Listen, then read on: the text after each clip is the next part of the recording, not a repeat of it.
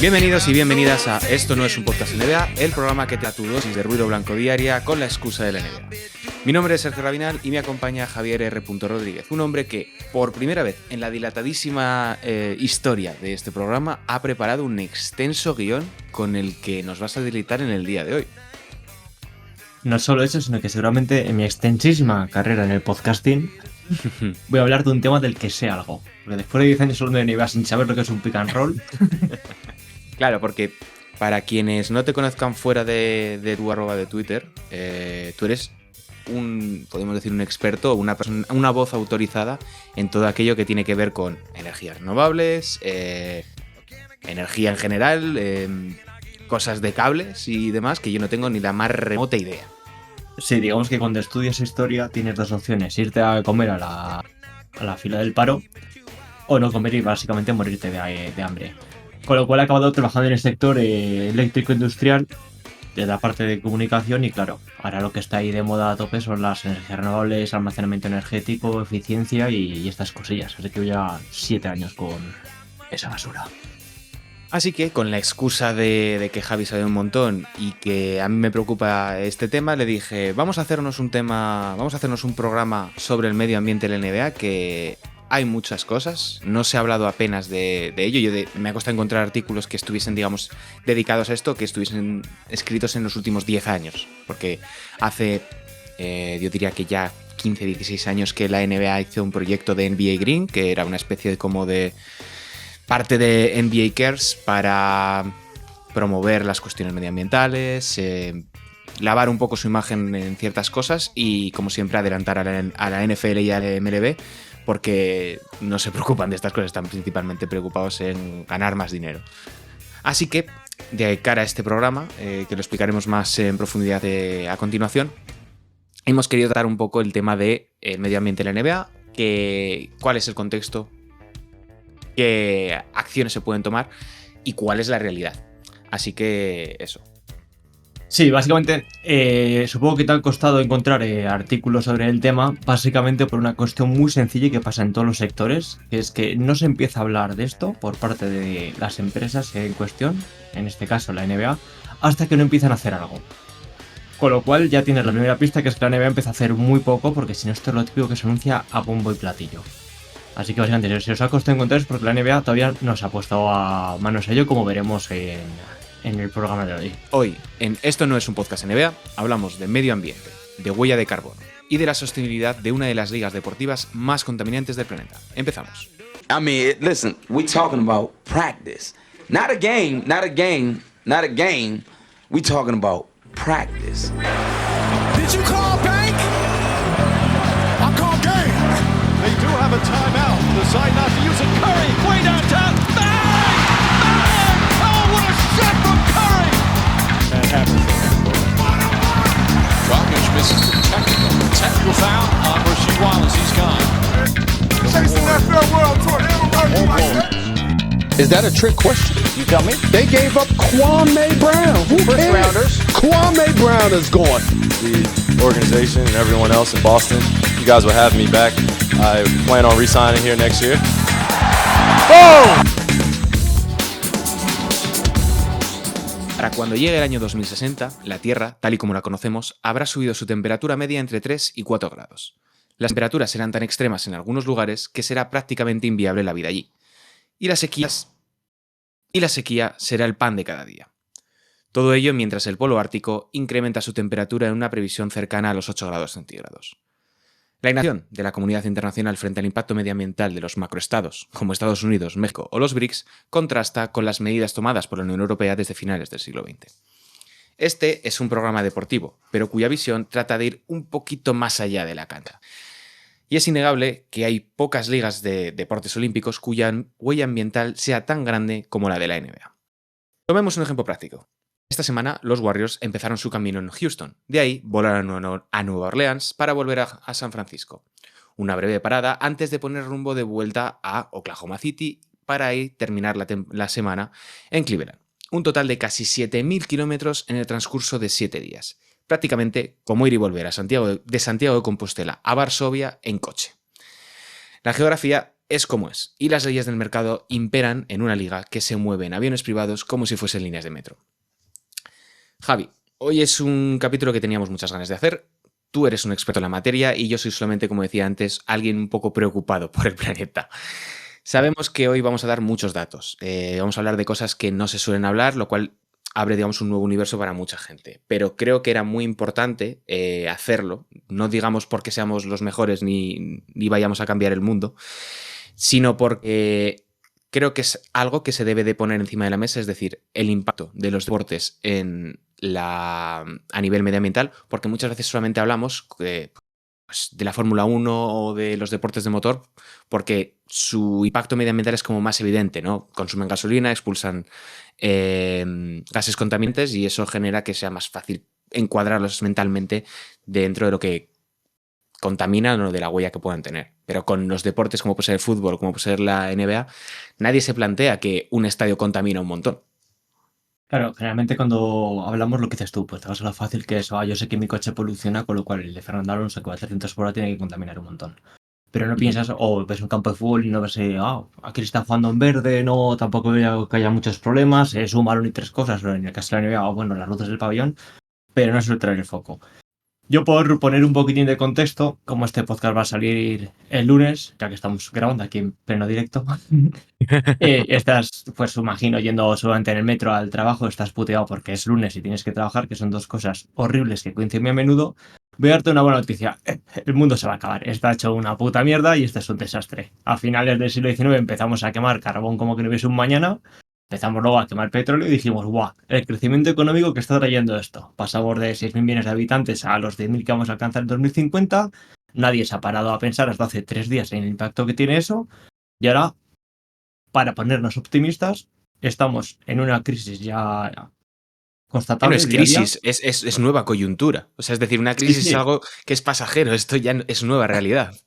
Tienes, por dos partes tienes una crisis o nueva coyuntura que vemos el hecho de la climática, ya vemos todos los efectos que está teniendo nuestras acciones sobre el medio ambiente, y por el otro lado estamos a las puertas de sí una crisis muy tocha, de la que se habla un poco, que es una crisis energética. Porque si yo que en el siglo XIX empezamos a quemar como pues esos combustibles fósiles, ahora se están acabando.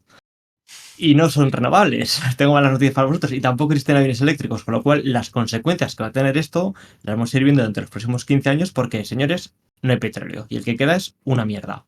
Y no nos vamos a poner muy técnicos a la hora de hablar de tierras raras y del impacto geopolítico, porque esto es un podcast esto no es un podcast de NBA, pero sí que va a acabar marcando un poco el cómo es la vida de ahora, a día de hoy, cómo la tenemos concebida, y lo inviable de mantener no este modelo de, digamos, coches, aviones, etcétera, sino todo. O sea, es decir, de aquí a 20, 30 años es inviable seguir viendo la NBA como la estamos viendo a día de hoy, a desplazamientos, a viajes, a movimientos de toda la gente que mueve la NBA.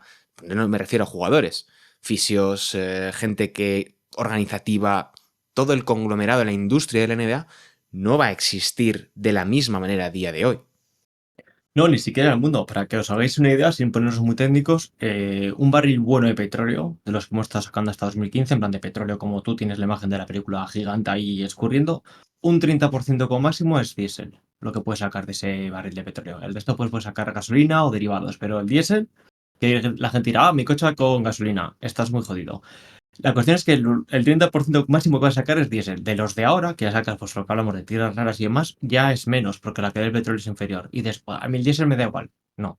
El diésel es el que mueve todas las máquinas industriales del mundo. Por ejemplo, las minas de las que sacan los materiales para hacer coches eléctricos como el litio o el cobalto, son máquinas movidas con el diésel. La iluminación de los sitios son máquinas que se mueven con diésel. Con lo cual, incluso esta famosa transición hacia las renovables va a ser imposible realizarla, porque no va a haber diésel suficiente como para extraer todos esos materiales. Y en caso de que se sacasen, no serían... Bueno, el simple hecho de los camiones de reparto, o bueno, de reparto quiero decir, de transporte, o una gran cantidad de trenes en zonas que no están electrificadas y que son mucho más masivas de la imagen que podemos tener nosotros quizás desde España de el tren es eléctrico, las vías son eléctricas, por tanto no tengo que preocuparme por eso. Para que te hagas una idea, el 95% de la mierda que tienes en casa Es decir, la pelota de baloncesto que tienes ahí, el cuadro que tienes a tu izquierda, el micrófono, todo, el 95% de las cosas, en algún momento de su cadena logística, hasta que llegan a ti a casa o que se producen, han entrado en un barco mercante.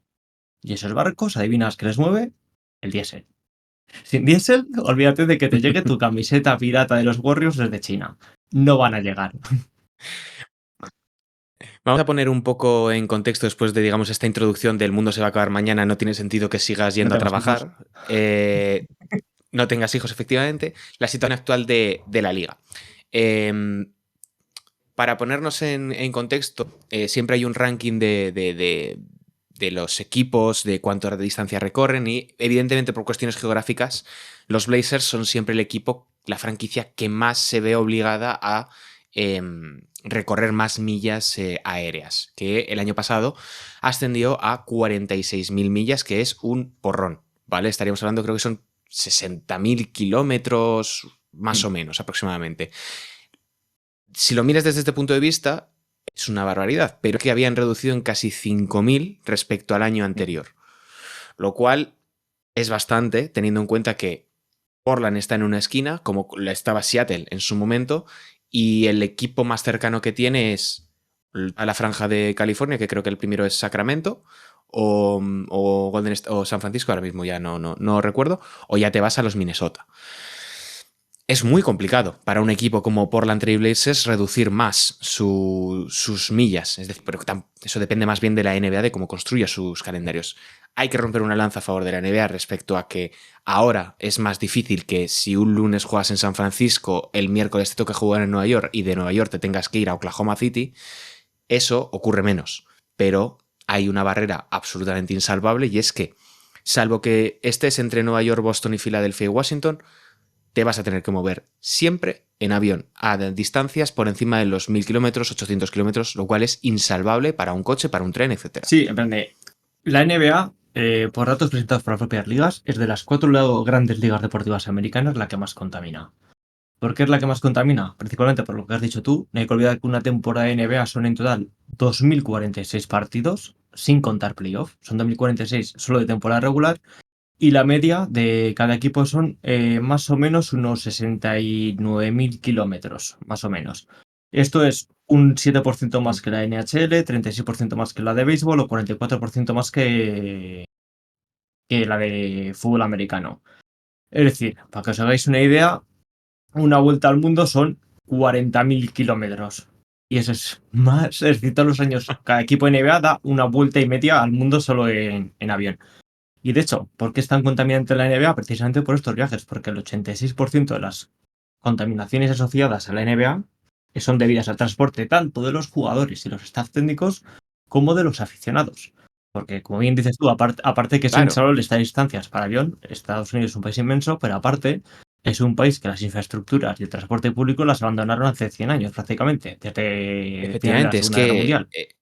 Los trenes, las ferrocarriles que había se deshicieron y no se hicieron nuevas. Estamos hablando de un país en el que es absolutamente imposible transportarte andando de un sitio a otro. O sea, salvo las mínimas excepciones en las que un estadio está en el centro de la ciudad, en el centro-centro. O sea, como puede ser el Madison, iba a decir el Staples Center, el Spectrum Center de Charlotte. La mayor parte de ellos o bien están en ciudades dormitorio, ciudades alejadas que por el propio avance de la ciudad ya se quedan dentro del área metropolitana, o bien son lugares como es el de Chicago, que está en la ciudad, pero es como decirte, bueno, está en Fuenlabrada.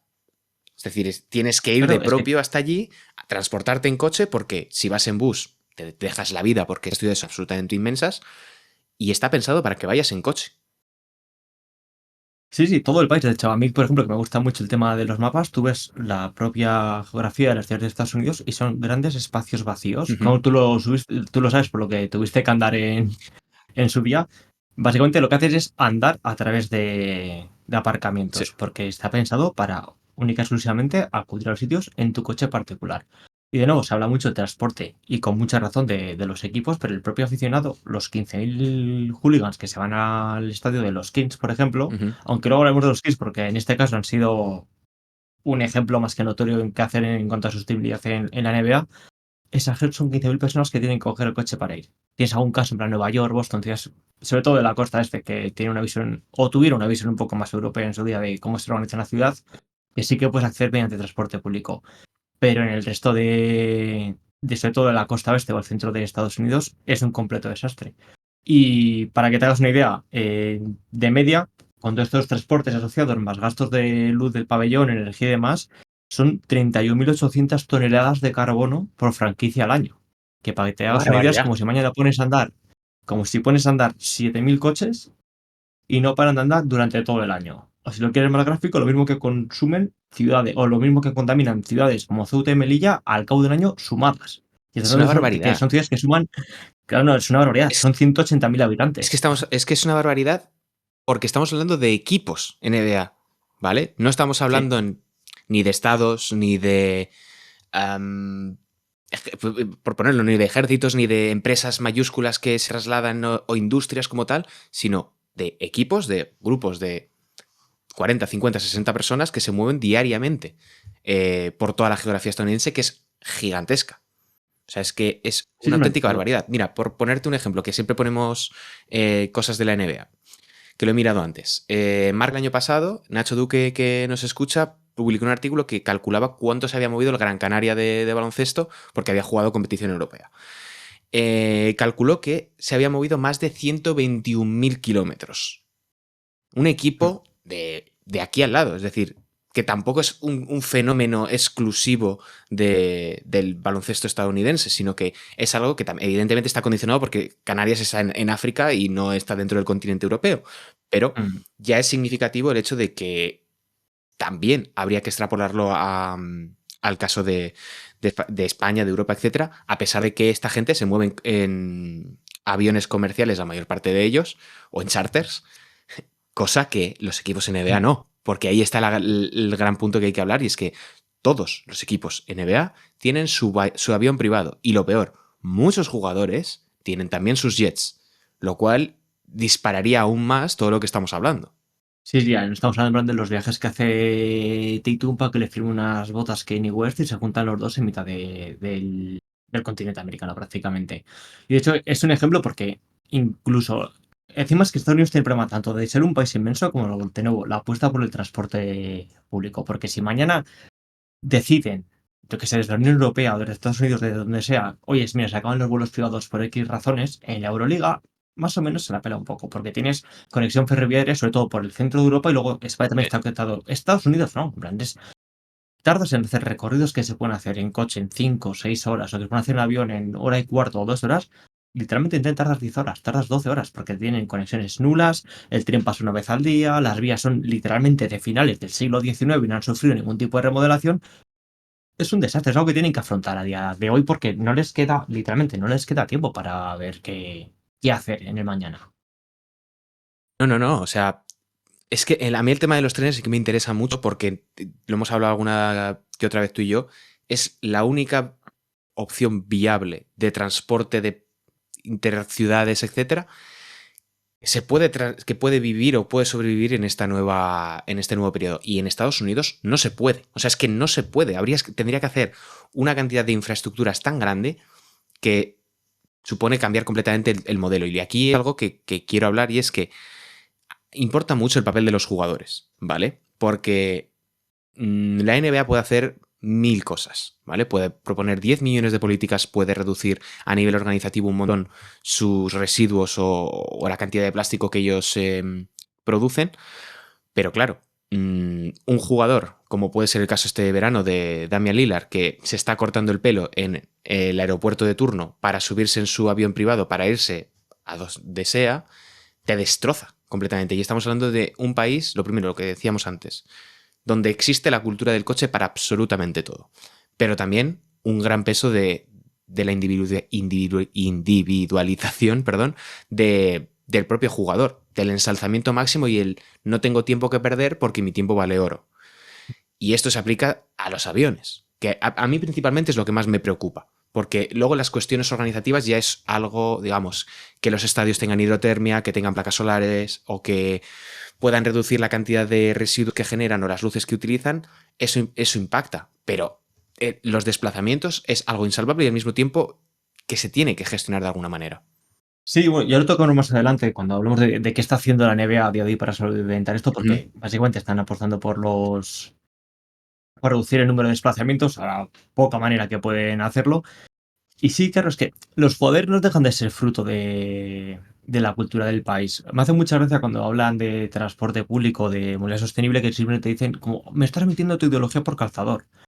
Perfecto, pero es que al revés también, cuando tú, por ejemplo, destrozas todo el downtown de Houston para meter una pedazo de autovía de 8 carriles, una autopista de 8 carriles, y encima estás creando guetos, que estás separando la ciudad en dos, que estás haciendo realidades, eso no es ideología. O sea, plantear todas las ciudades en base a aparcamientos enormes, a que tengas que cogerte el coche desde tu vivienda residencial en los suburbios para cogerte 1 hora de coche con atasco, contaminar todo el centro, que bueno, gracias a Dios, el edificio más antiguo que tienen tiene 300 años y da igual que se les caiga porque es la puta mierda inservible.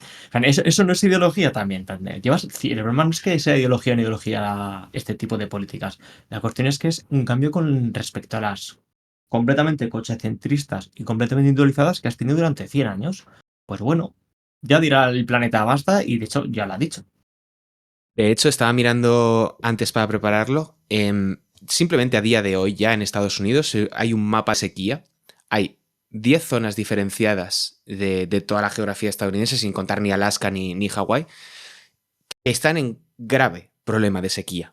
Toda la zona sur, toda la zona norte, buena parte de la zona norte que colinda con Canadá, y evidentemente ya no entramos a valorar toda la zona de los grandes desiertos, estos de Arizona, Nuevo México, etcétera, porque eso es un desastre. O sea, esto es ahora mismo.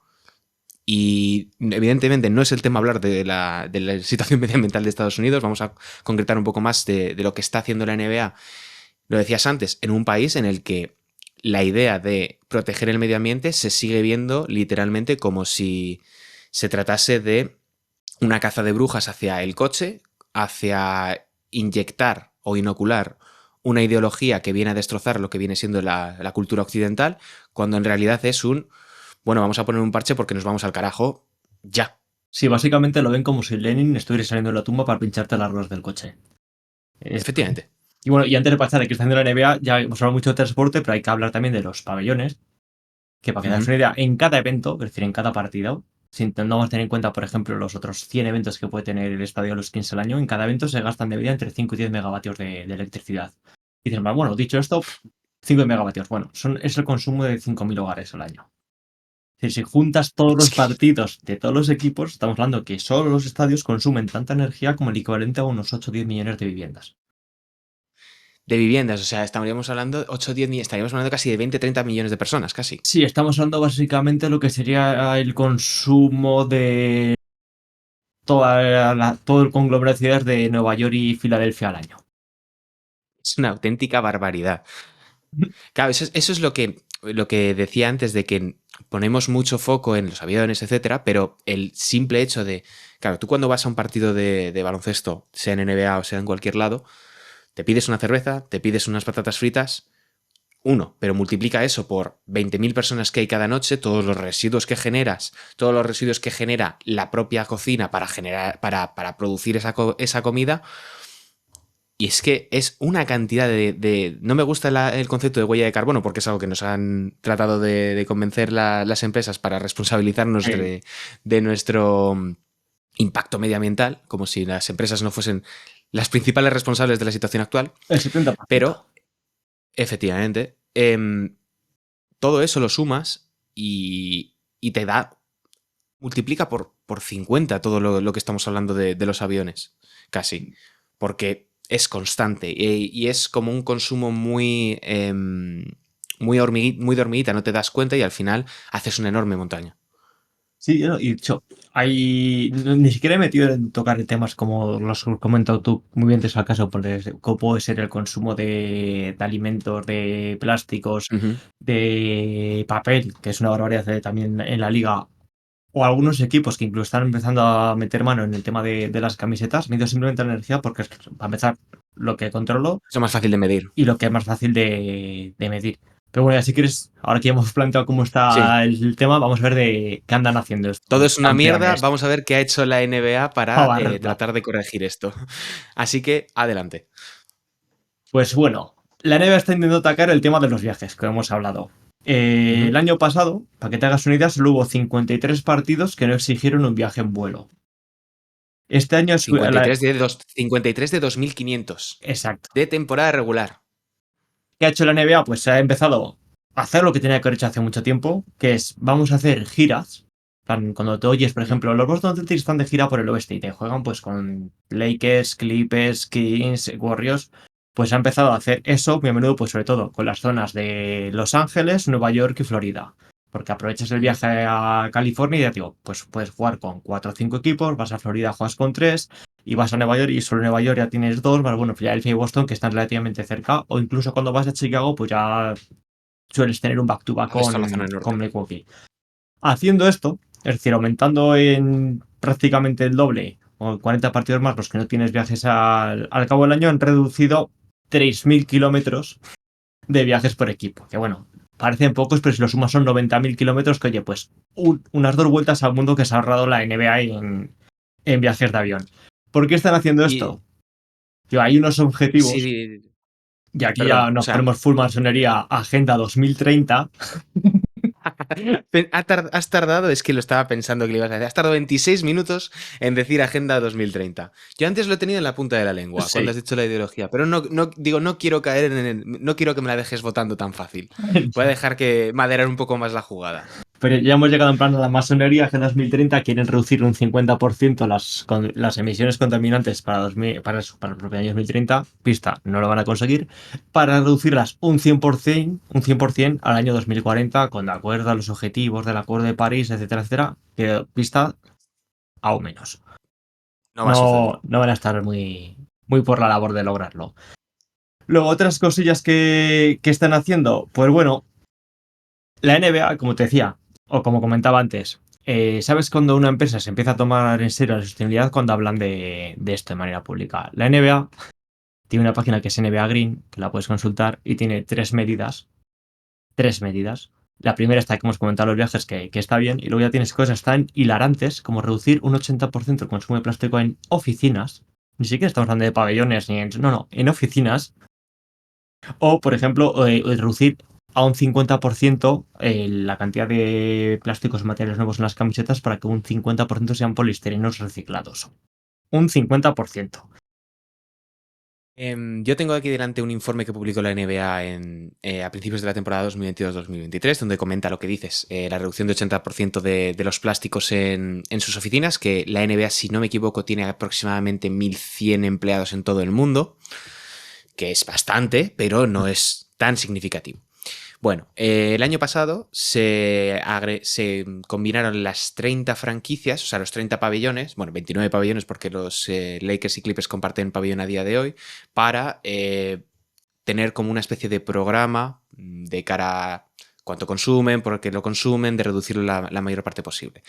Esto derivó en que el 62% de los estadios a día de hoy están haciendo medidas de sostenibilidad. 14 de ellos están completamente dedicados a la sostenibilidad. Lo estoy leyendo literal, no me lo estoy inventando, ni estoy traduciendo en directo. Y otra cosa que hicieron fue realizar la primera sesión NBA sobre los efectos del cambio climático y las injusticias derivadas en el deporte. De nuevo, quiero decir, no me voy a poner aquí modo a quejarme por todo, pero sí que es cierto que teniendo en cuenta que la NBA tiene podríamos decir que mayor PIB que muchísimos estados del mundo, considero que podrían hacerlo un poquito mejor. Sobre todo un poquito mejor insistiendo en lo que le puede exigir a los equipos que hagan. Pero de nuevo, no es lo mismo la legislación de un California, que están mucho más concienciados con esto, o un Nueva York, que un Texas, que un Oklahoma. Que un Florida, donde le hablas de poner unas placas solares y te pone a quemar carbón delante tuyo, una piedrecita de carbón. Es que este equilibrio de fuerzas es con lo que tiene que gestionar una NBA que es mucho más progresista a nivel organizativo y empresarial de lo que pueden ser sus franquicias, que son quienes sustentan a la propia NBA, porque nunca lo olvidemos. los jefes de Adam Silver son los equipos NBA. Claro. Ahí has tocado un punto clave y es que es la ideología asociada a la NBA o este talante progresista que tiene para muchas cosas que hemos visto que algunas sí o en podcast como el anterior que para otras igual no tanto. Que igual cogea. Pero bueno, sí. A ver. No puede ser que una marca o una empresa, vamos a hablar directamente como empresa, una empresa como la NBA que tiene una imagen tan buena para ciertas cosas y que es un ejemplo evidente para ciertas cosas, lo está haciendo peor que los malos de la película. Los malos de la película aquí son las empresas industriales, desde hace 150 años. Son responsables de un 60-70% de las emisiones, de un 50% del consumo energético del mundo, y lo están haciendo mejor. Lo están haciendo mejor a su manera, porque una cosa que le gusta mucho a las empresas es ganar dinero. Ganar dinero a esfuerzas. Con lo cual, la única manera de que les metas en su cabeza que tienen que ser más sostenibles es hablándole de beneficios. Mira, si aumentas la sostenibilidad, vas a tener mejor imagen de marca, un montón de cosas, no vas a derretir los polos, no vas a matar focas, pero bueno, aparte vas a ganar dinero. Porque, por ejemplo, ahora Es muy importante. que estamos viendo que los precios de la energía están batiendo los récords históricos prácticamente a diario, si tú dices a una empresa, oye, mira, si pones unas placas fotovoltaicas aquí en el techito de la nave y pones unos cuantos acumuladores de energía, pues mira, no vas a depender de los flujos del precio de la electricidad, va a ser autosuficiente. Y las empresas industriales, que de nuevo son el malo de la película, se estima que en los próximos 5 años el 50% de ellas van a tener un panel solar en el techo, porque son sitios perfectos en las cubiertas industriales. Van a tener su panel solar porque de nuevo es un sitio perfecto. Son superficies generalmente planas o generalmente ya están inclinadas en dirección este o sur, que es lo ideal. Es un espacio que tienes muerto, que no te está proporcionando nada, pues pones unas placas en unos acumuladores y ya puedes tirar de ello. De nuevo, ¿quiénes son aquí el ejemplo? Los Sacramento Kings. Los Sacramento Kings es la única franquicia de la NBA. Los malos de la película. Correcto, de nuevo. Son los que hacen las cosas bien. Cuando hicieron el nuevo pabellón, hicieron dos cosas muy bien. El primero, la ubicación.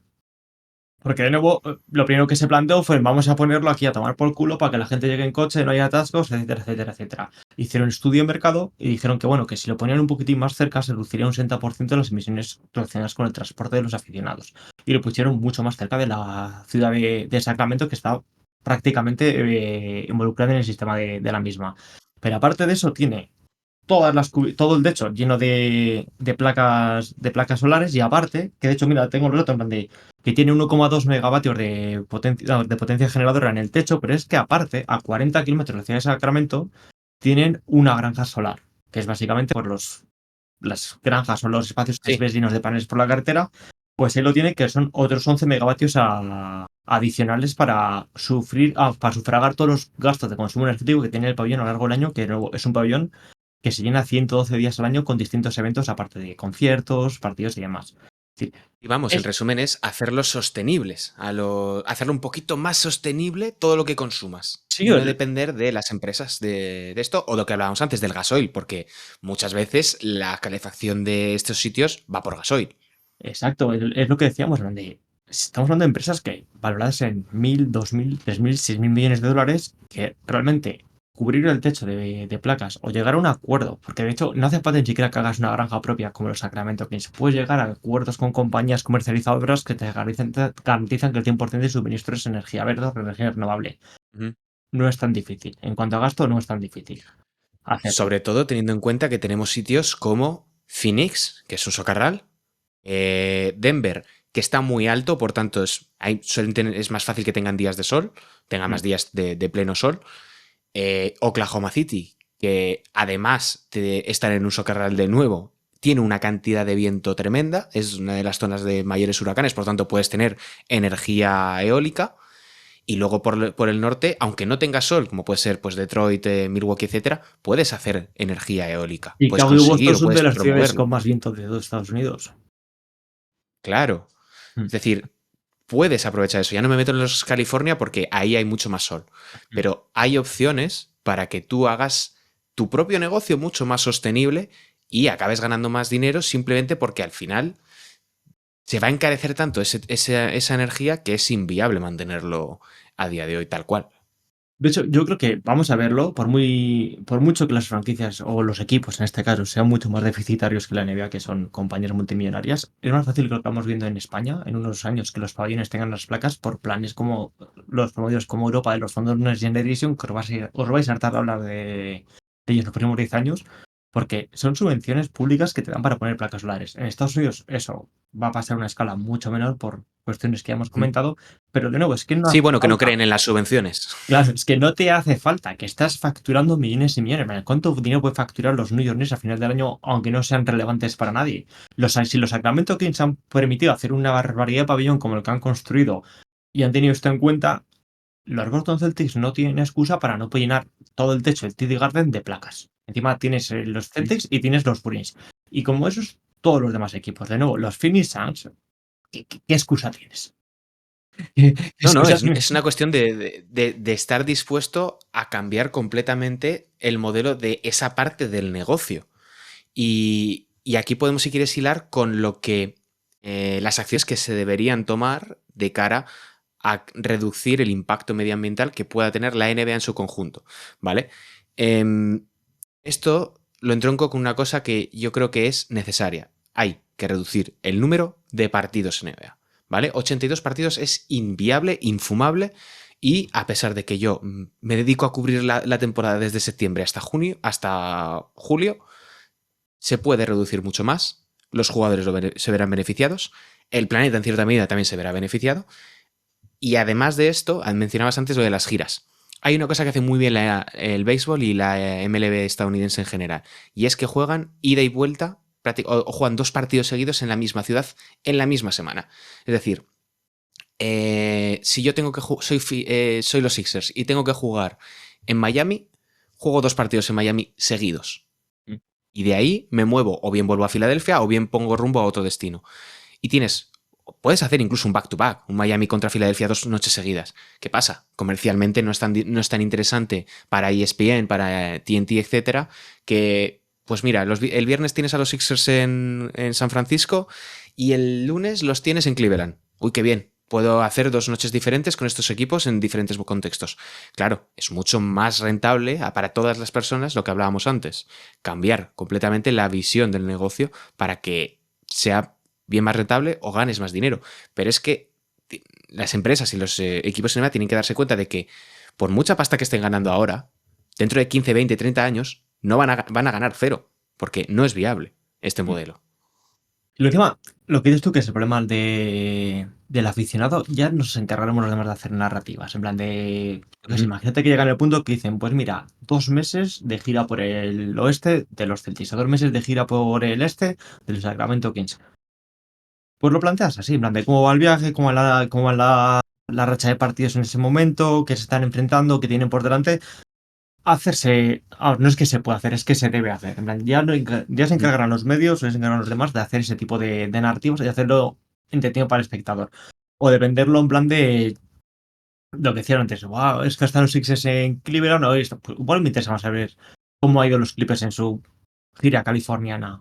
Perdón, los Sixers en su gira californiana. A ver qué están haciendo. Ya se encargarán de ello. De no, de ir, por no dejar aquí solo a los Clippers a los Kings como ejemplo de sensibilidad. Portland, por ejemplo, que tú los comentabas, que son los que están más jodidos en este tema por el tema de viajes, en su pabellón, que están siendo también un ejemplo, empezando a meter también renovables, empezando también fueron de las primeras franquicias que hicieron un residuos cero en su pabellón, o ya, sobre todo los modernos como Brooklyn o el Madison, que ha sufrido 50.000 remodelaciones, también están apostando mucho por temas de, sobre todo, eficiencia energética. Que para que tengas una idea, eficiencia es: yo quiero seguir generando las puertas, no quiero parar de generar, lo único que voy a hacer es lo que hago hasta ahora más eficiente. Pues sustituyo motores eléctricos, sustituyo la iluminación del pabellón, básicamente para que pueda hacer lo mismo, pero gastando menos. Ya tengo ahí 4 o 5 equipos, Brooklyn, Kings, Portland Trail Blazers, que en este caso son ejemplos de cómo tienes que gestionar tu pabellón, que es lo que puedes controlar. Claro. Yo una cosa que estaba pensando para preparar esto es cómo se podría, digamos, si no reducimos el número de partidos, es decir, 82 o la cifra que sea, cómo se puede construir el calendario de manera diferente. Uno, yo había pensado en que los equipos se transporten en tren en la medida de lo posible, es decir, Boston-Filadelfia te puedes transportar en tren. Boston-Nueva York te puedes transportar en tren. Evidentemente no puedes hacerlo cuando tienes que hacer un Washington-Oklahoma City. Pero hay zonas dentro de Estados Unidos que sí que permite eso. Otra cosa ya que la infraestructura sea un desastre. Pero no me creo que un país como Estados Unidos no tenga la capacidad para hacer lo mismo que ha hecho un país como España, y es el AVE, las redes de alta velocidad. Pero China es el ejemplo y lo perfecto. segundo, claro, China, que es un país gigantesco, con una geografía a nivel geológico tremenda, de diferencias entre zonas y zonas, está llevándola a cabo. O sea, bueno, Claro, es no que volvamos a hablar cuando de hacen trenes. cuando hacen este tipo de planes siempre se equivocan en plan, imaginarte un tren que va desde Los Ángeles a Boston, en plan, no, tienes que hacer pequeñas líneas que No, conecten en plan las grandes ciudades y luego ya por el medio para salvar las licencias, ahí ya coges un avión. Pero lo que no puedes es que Boston tenga que coger un avión para irse a jugar a Nueva York. Ese es un absurdo. Tienes que hacer pequeñas redes interconectadas. efectivamente. Y lo que sí que me había planteado es hacer un calendario por zonas geográficas, es decir, destrozar completamente la manera que tenemos entendida a día de hoy el calendario de NBA, que tengan que jugar 5 partidos contra su división, 3 o 4 contra conferencia y 2 contra la otra conferencia. No, divides el calendario en 2 zonas geográficas, como mucho lo haces a dedo y te la juegas a que un año no haya un Lakers contra Celtics si el equipo de los Lakers o de los Celtics es malo, por ponerte un ejemplo, que es un clásico, y lo haces por zonas geográficas. ¿Que tienes que jugar 16 veces contra los Chicago Bulls? Bueno, mejor eso que no jugar contra nadie, ¿no? Y a partir de ahí ya construyes el resto del calendario. Lo divides, yo te diría que casi en 4 zonas, norte, sur, este, oeste y noreste, etcétera. Y a partir de ahí vas uniendo, que volvería a darle una importancia que ha perdido completamente las divisiones, que ahora mismo no valen para absolutamente nada, pero que si están construidas, que lo hablábamos hace un par de episodios, el tema de cómo habría que redistribuirlas geográficamente, pero sí que sería interesante, más cuando vamos encaminados hacia una nueva expansión de la liga, lo cual va a meter más kilómetros, más equipos, más contaminación, etcétera. Claro, de hecho, cuando hablábamos de qué hacer, yo lo primero que hacía era, se acabó la expansión. No, cero expansión. No hay más equipos. Reducción. Bueno, no más partidos, de hecho, reducción. Encima, los equipos, como hemos estado hablando, bueno, sea del que es histórico, pues estando de Las Vegas. Otro equipo en mitad del desierto. ¿Quieres poner ahí otro? Es necesario otro equipo en mitad del desierto. Estás yendo en contra de todo lo que tienes que hacer. Otras Las Vegas. Y no, al revés. Lo que comentas tú de una división por 4 zonas, que de hecho lo tienes perfecto para hacer unas semifinales y finales de playoff, en lugar de los playoff clásicos, pues 4 series de playoff. Norte, los líderes de playoff del norte, del sur, del este y del oeste. De quien ahí salga se juegan tranquilamente sus semifinales de norte contra sur o norte contra oeste y luego las del este contra el sur y luego la final completa de la NBA. Tienes exactamente lo mismo, pero estás reduciendo el impacto de manera más que significativa. Otra cosa que decía, Estados Unidos, hemos comentado, es un desastre para el tema de transporte. Sí. Que fleten los equipos como se hace en Europa, viajes y vuelos para los aficionados. Por favor, no pones 5 o 6 los autobuses que hagan falta, porque encima, yo esto me hace mucha gracia, porque he tenido que acudir a un montón de conferencias de esto, sobre todo de la movilidad del futuro, y al final siempre te acaban inventando el autobús. Ya existe el autobús. Ya existe el autobús y ya existe el tren. Claro, la cuestión es con el mismo motor mover el máximo número de personas. Pues ya está, autobús. Lleva inventado unos 100 años. Vamos a tener autobús. En plan, fleten flotas de autobuses para los aficionados que se quieran desplazar, no solo los de fuera, que son los menos, sino dentro de la propia ciudad. Tienes 4 o 5 enclaves en los que igual llega el transporte público de gran concentración de personas, fletas las propias franquicias de autobuses y ya se encargará el magnífico equipo de marketing de la NBA de hacer la NBA Experience en Boston. Bueno, es que además Ya lo estamos está. dejando en bandeja. Claro, es que Te acabas de montar una campaña por la que a una empresa de marketing le habrían soplado $200.000, $300.000. Sí, Deloitte con esto le roba 350.000 pavos, sencillísimamente, cualquiera de los Big Four. Metes una NBA Experience con tu tren, con tu autobús, les pones cerveza, les pones música, cualquier mierda, highlights en la televisión, les llevas ya completamente ebrios al pabellón y en el pabellón ya pues a gastar y a hacer sus cosas y luego encima les vuelves para casa y ya estás luciendo 2 transportes, pero encima accidentes y mierdas asociadas a gente borracha que vuelva a su casa. Es gratis, NBA, aquí lo tenéis. Sí, es que se lo estamos dejando votando. Llevamos ya aproximadamente 45 minutos, estamos ya entrando en la parte final del episodio y vamos a pensar un poco ya en qué nos deparará el futuro, tanto en la NBA como en el resto del mundo relacionado con el medio ambiente, la crisis energética, climática y todo lo que se viene, y que no es no es una cuestión ideológica, es una cuestión de realidad, evidencia científica y no opinión sesgada.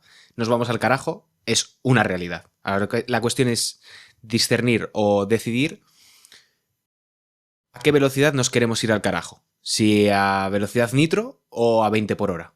Y esa es la clave. Aquí ya, evidentemente, te dejo hablar porque tú eres el que más sabe, que tendrá una visión absolutamente pesimista y que sí que es cierto, antes de darte paso, que hay que reconocer que la Unión Europea, otra cosa no, pero desde finales desde los años 90, lleva haciendo un trabajo bastante correcto en la cuestión de reducción de emisiones.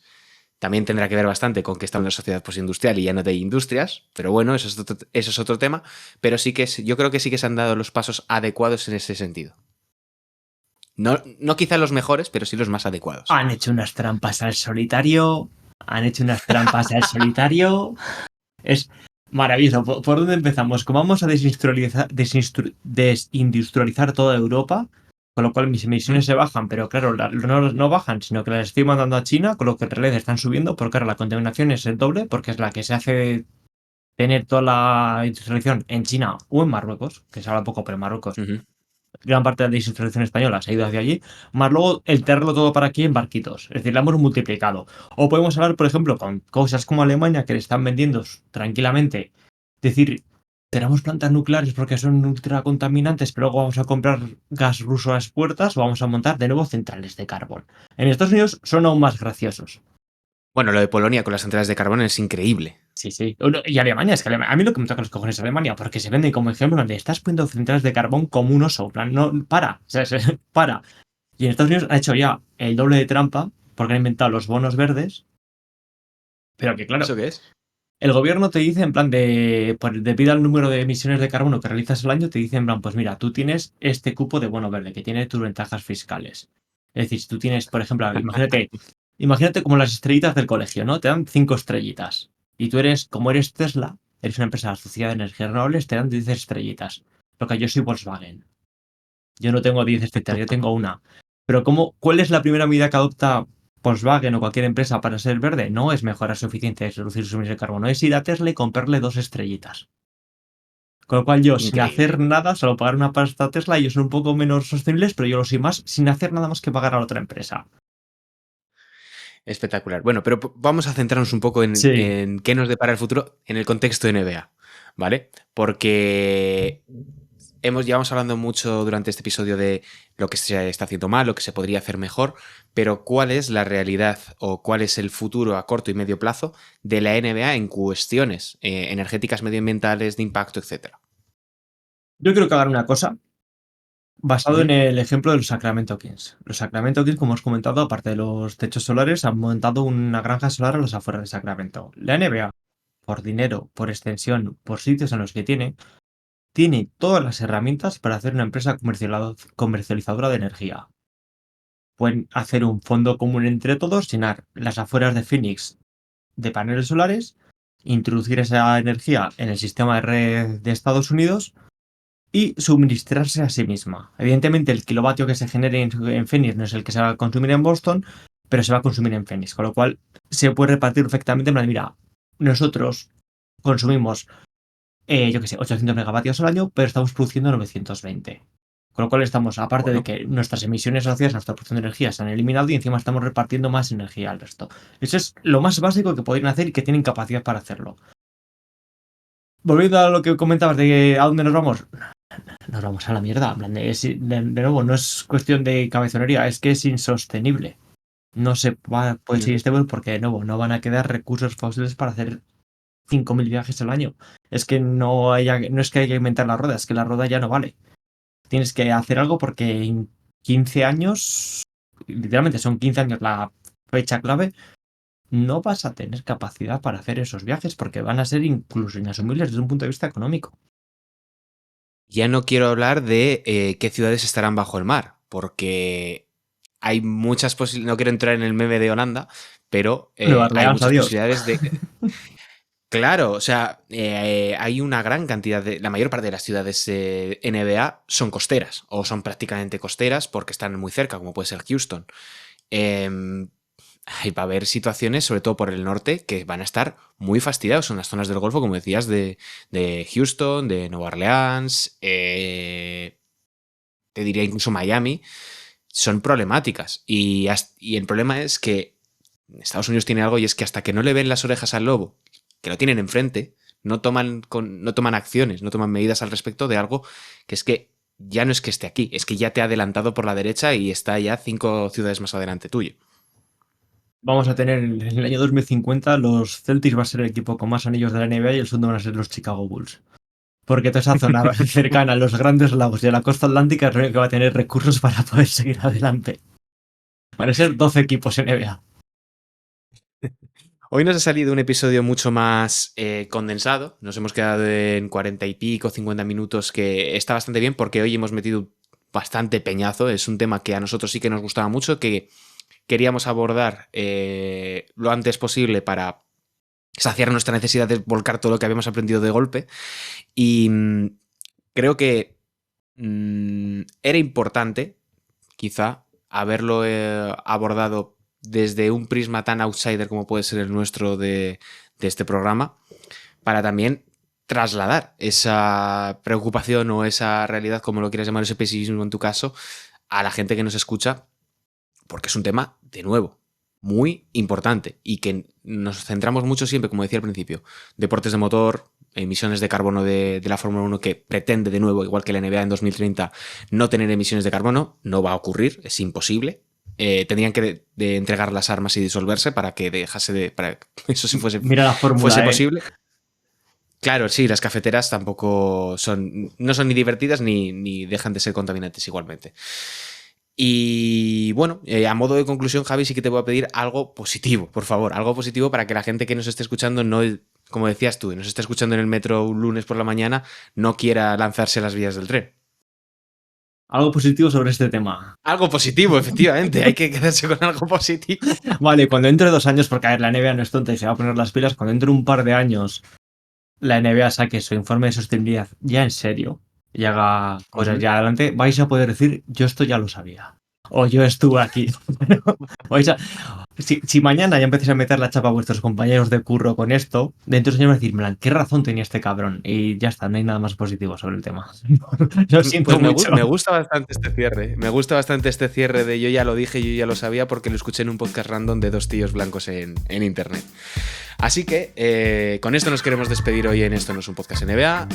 Como siempre, muchísimas gracias a todos los que nos estéis escuchando estas últimas semanas. Este creo que ha sido el 5º episodio o el 6º. El 5º episodio ya. 5º episodio, llevamos ya un mes y pico haciendo esto.